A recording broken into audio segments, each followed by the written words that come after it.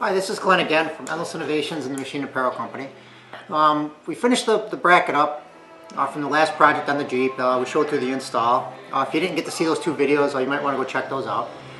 I do have another project ready to go. I'll show you what that is in a second. But before I do that, what I want to do is just let you know about the YouTube channel.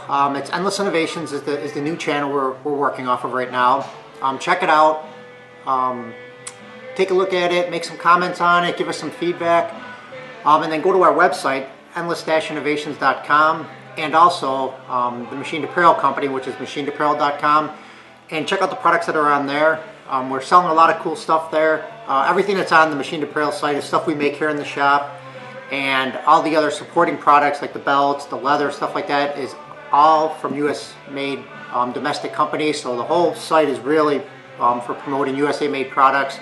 Stuff we machine here, and then stuff we get from other companies that we integrate. So check it out, some cool stuff. The reason I'm encouraging you to check it out, because some of the stuff we're going to be doing here on Endless Innovations, and some of the projects we're going to be making with some of the design competitions and things like that, we're going to be selling those products after those competitions are done. So it's something that you might want to just check out and see what's going on there. So I just wanted to plug that really quickly before we actually talked about the next product. So let me go over to the Jeep, and I'll show you the next thing we're going to work on, and then we'll go from there. All right, let's take a walk over.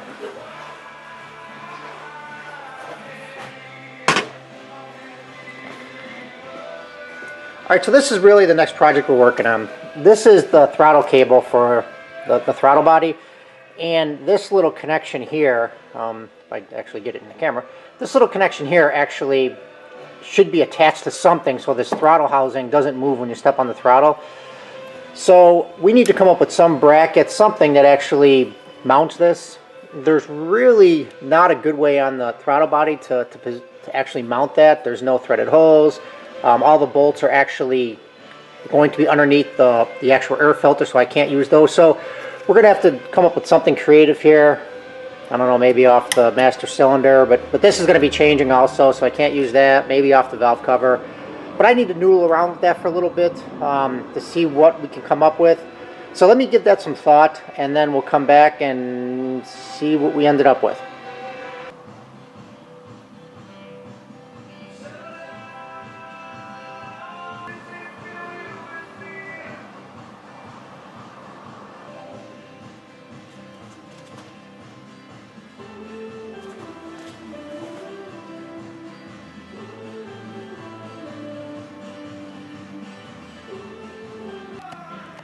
Alright, so I'm back here. Let me show you what I think I came up with. I'm not sure if it's going to work yet, but we're going to try it. I found this little bracket on the back, and it's got the little cutout here to actually fit this little clip here that's on the throttle cable sheathing, the housing. And the way it works is that you slide this, let me see if I can do it with one hand, you slide this over, and then basically this will clip into that spot there and actually hold the throttle cable. So that's actually a good find, but I still don't have a good place to mount it. So what I need to do is, let me take this back off of here. So what I'm going to do is I'm actually going to use, get down here, there's two holes here on the side of the carburetor, and maybe they're meant for the brackets or something to hold that housing, but I don't have anything that goes in there that's going to work, so we're going to have to make something. So I'm going to use these two threaded holes in the side of the carb, and then I'm going to use this bracket, but I'm only going to use the side of the bracket here that actually has this stamped portion here and the cutout that I need. I'm going to lop this section off up here because it doesn't attach to anything. I can't use it. And then I'm going to drill two holes in this little flange on the bottom here to actually mount it to the bracket we're going to make that's going to mount to these two holes. Because what I need to do is I need to make sure that when this throttle cable is mounted, that we're still going horizontal and that I'm getting all the throttle pull that I need. So I can't have it up here, I can't have it down here. I need to have it somewhat in line with the actual throttle accelerator plate itself. So I'm going to have to make something that drops the two holes back there down so that when I mount this bracket in here, kind of like so, that all this stuff is sitting somewhat square and straight. So it's not going to be a real major fab, but hey, it's something worth showing. So that's what I'm going to do now. I'm just going to take some measurements of these two holes, where they are. I'll pull this nut out here that's holding the serial number plate on it, just so I can find out what thread this is. I don't even know what thread's in this body. And then we'll go in the office and model something up and see what it looks like. But that's the plan for right now. I'm not sure it's going to work, but we're going to give it a shot and see. Alright, so there's the sketch I took. I know it was kind of sloppy trying to get all the information out of the Jeep, but yeah, it's kind of goofy working with those cables and around those tight areas. So, but that's the drawing I came up with. So basically what we have here is the top of the carb. That's my frame of reference. The two mounting holes that we're going to mount to, their distance, and then what I did was, because I need to know where my cable housing actually is at its full tension, I took a measurement from one of the mounting holes back to the front side of that little clip that's on the actual cable housing, so I know where to position this little metal clamp. And from that information, I think we have enough detail to start modeling something up. Also what I did was I took the screw out and basically just took my calipers, took a quick measurement, and it's around 230, 234. So it looks like it's about a 6 millimeter. If you take 230 divided by 25.4, ends up being about 236. So just went and grabbed my thread gauges and assumed that if it was 6 millimeter, it was going to be a 6 by 1. So a 6 by 1 matches really nice. So it's a 6 millimeter screw. So that's the clearance holes and the thread that's actually in that manifold.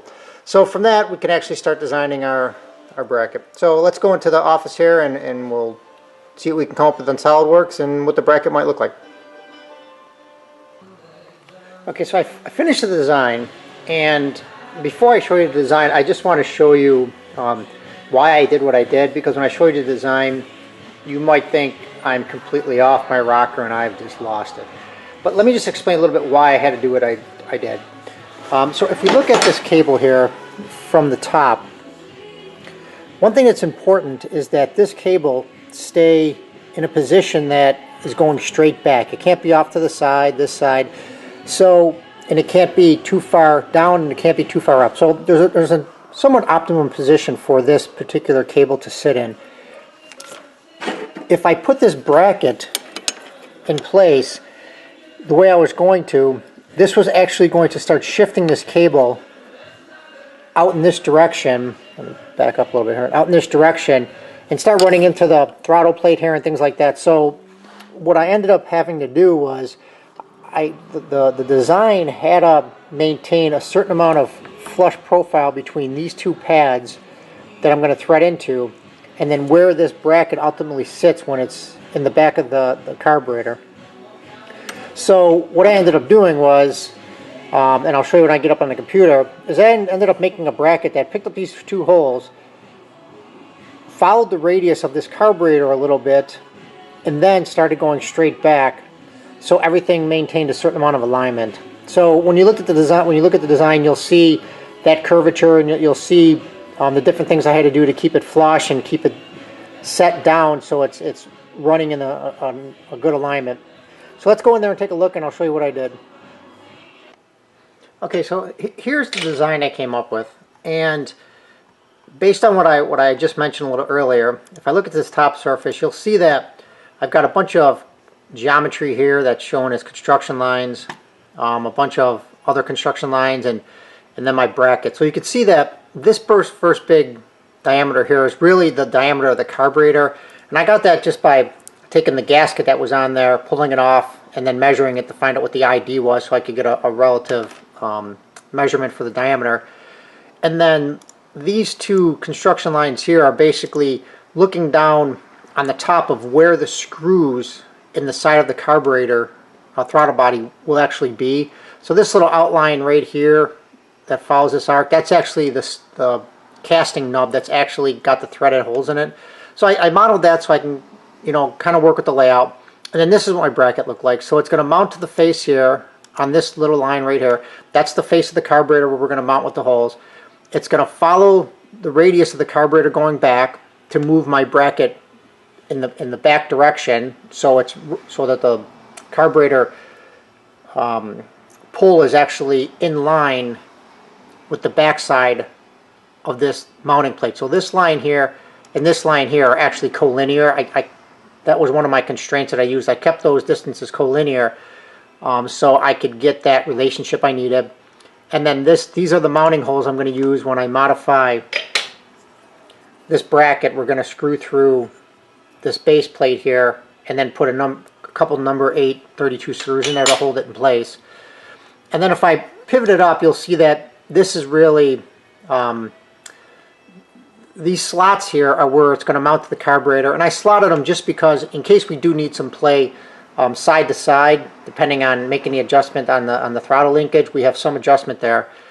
And then this is the profile that goes down, and then this line right here is where the base of this, if I can try to show it, the base of this will sit down in there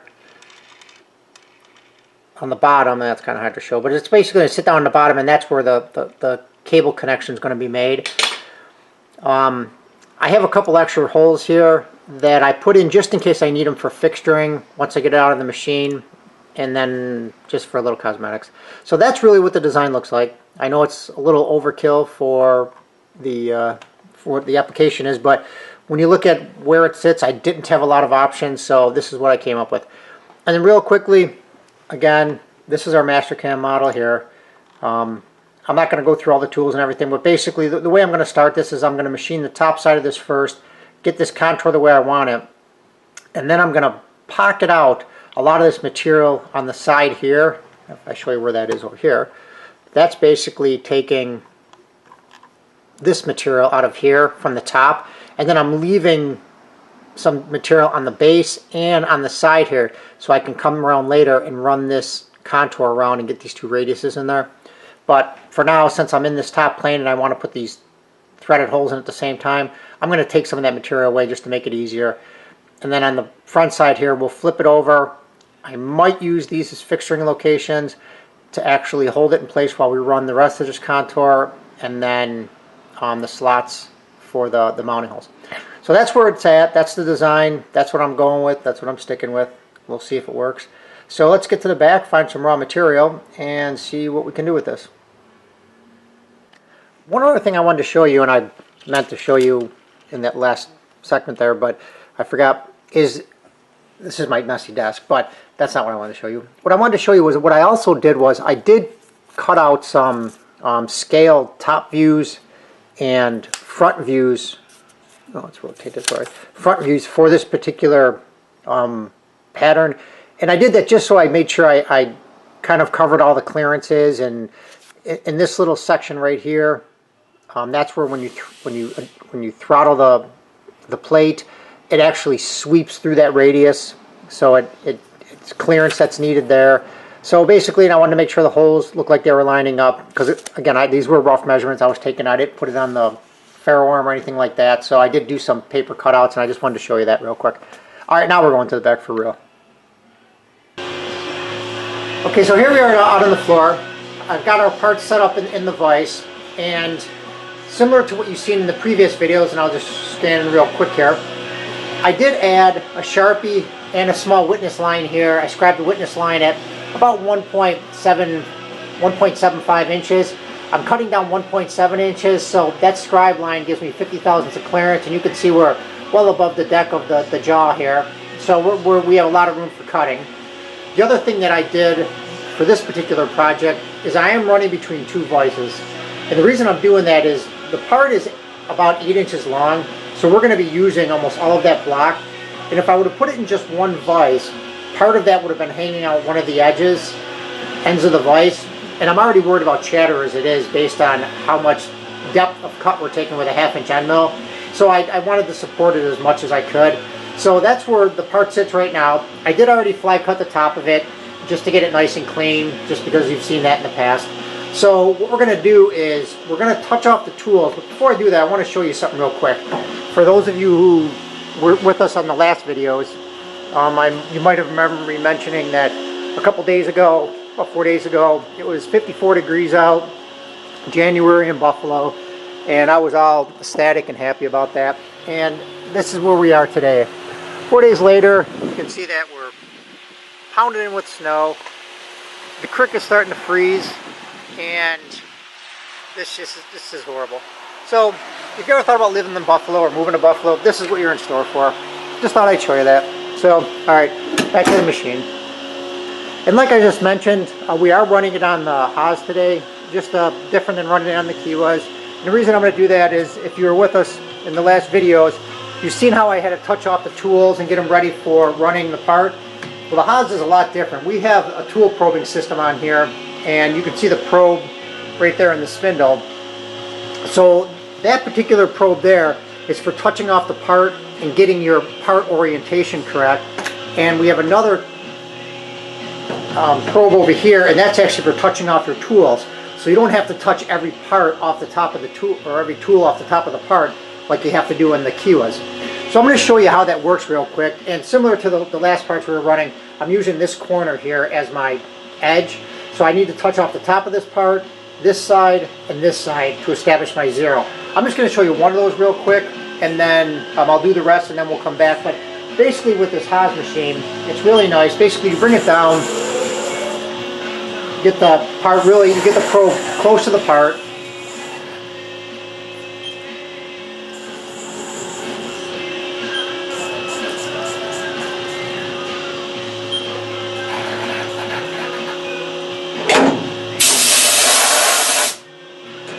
So basically you establish your, so right now I'm going to touch off the top of the part. So there's my, let me zoom up a little bit here. So there's my probe near the top of my part. Now all I do is I pick one of the canned programs that's already with Haas, and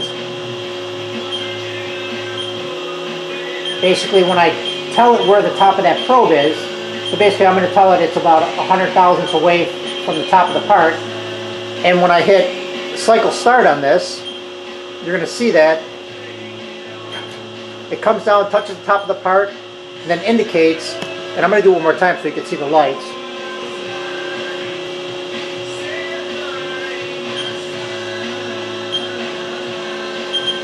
So I'm just going to do that one more time. So basically we're going to come off and touch the top of the part.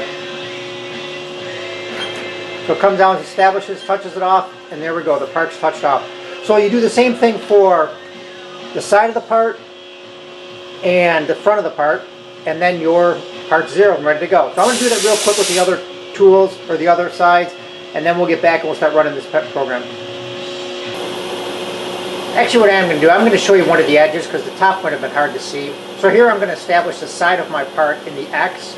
So I've already brought my probe system down so that it's below the top of the part, and now I'm just going to go through the X probing system, which will do it similar we just saw in the Z, but now we're going to do it in the X.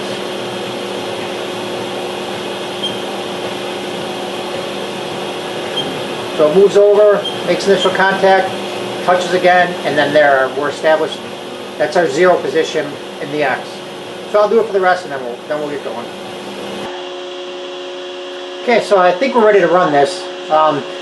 One thing that I just wanted to mention real quick on that probing system, because I kind of glanced over it real quick, is that because we already have our tools preset with that indicator, or that probing system over there, which is part of the same probing system, because that tool probing system has already set the lengths of all of our tools, that's the reason we can just use this probe and touch off our parts, because there's a relationship between that probe and that probe over there that actually makes the setup of the tool very easy. So as you touch tools off on this probing system, it automatically establishes the relationship to that probe. So just wanted to mention that real quickly in case someone got confused. Alright, so we're ready to run this program. It's already loaded in, and let's see here. I don't know if you can see that, but that is our program. Ready to go. Let's see what happens.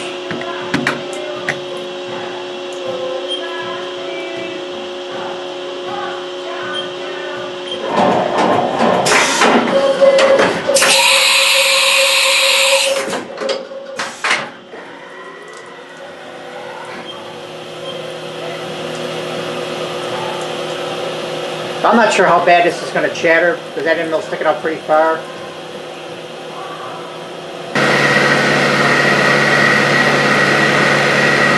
That's actually not too bad. So right now we're just running a series of profiles around this outside of this part to get that contour shape that we needed. So let's let this run for a while, and as it gets down a little further, I'll bring it back in.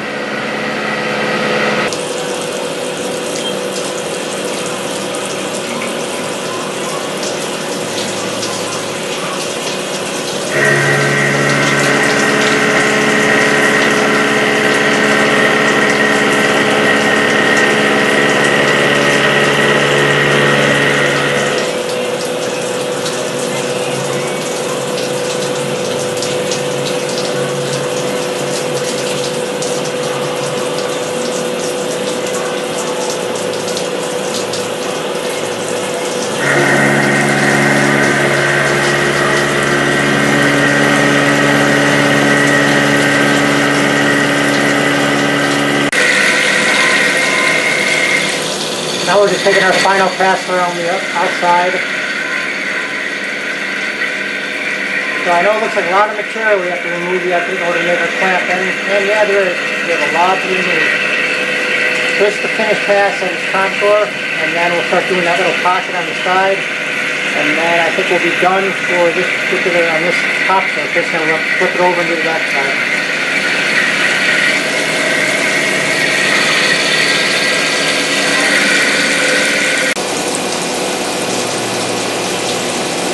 Now we're just cutting out that little pocket. This is really the clearance we're going to use for the second operation. We put this on its side. This is just getting a lot of material out there before we have to get to that. Turn the coolant off so you can see. So we're just going down the side right now to get rid of some of that material. And then when we flip it over, we'll run that contour, put those big radiuses on there. But this just helps get rid of the material. So we'll keep it running, and we should be done in about a couple minutes there. Now we're just drilling the holes.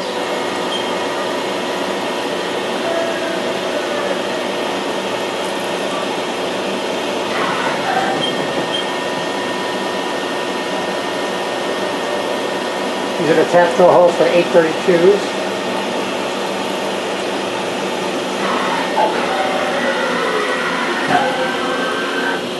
And that is it.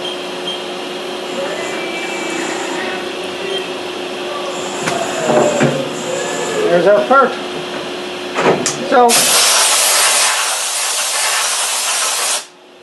we get it out of the vise, and then we'll take a look at it and see what we got left to do.